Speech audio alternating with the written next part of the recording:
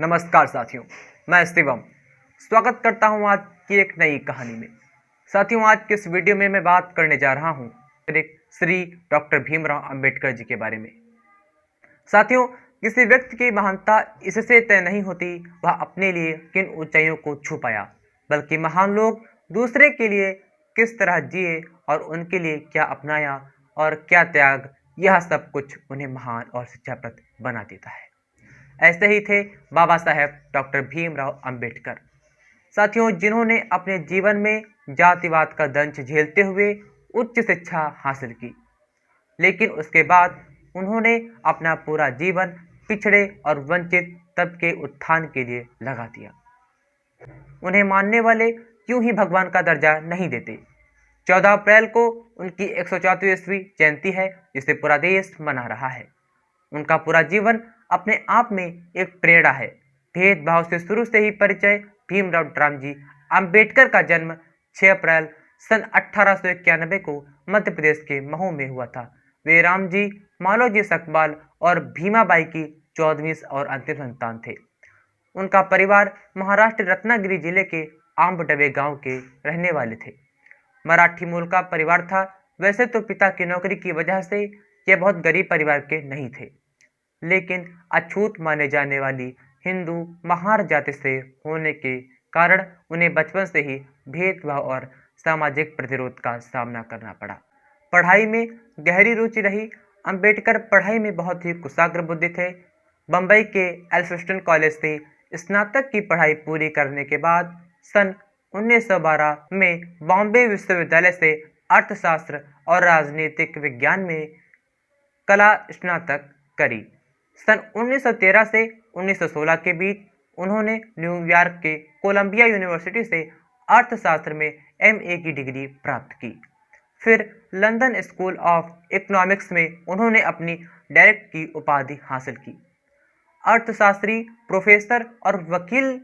शुरुआती कैरियर में डॉक्टर अंबेडकर एक अर्थशास्त्री, प्रोफेसर और वकील थे।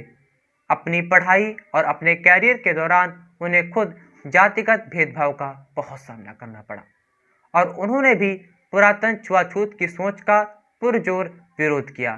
दलित अधिकारों की रक्षा के लिए उन्होंने समता, प्रभुत्व भारत, मूक नायक, बहिष्कृत भारत और जनता जैसी 5 पत्रिकाएं निकाली, जिनमें उनके लेखों ने हर वर्ग के लोगों को प्रभावित किया।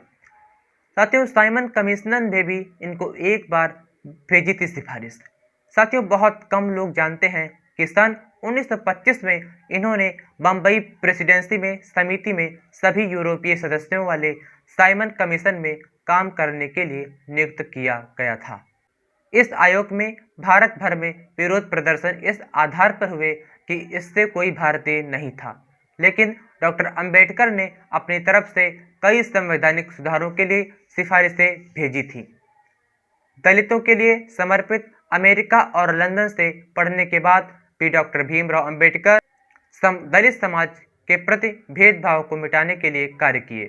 उन्होंने सार्वजनिक आंदोलनों, सत्याग्रहों और जुलूसों के जरिए पेयजल के सार्वजनिक संसाधन समाज के सभी वर्गों के लिए खुलवाने के लिए प्रयास किए। तो वही उन्होंने अछूतों को भी हिंदू मंदिरों में प्रवेश करने का अधिकार दिलाने के लिए कड़ा संघर्ष भी किया।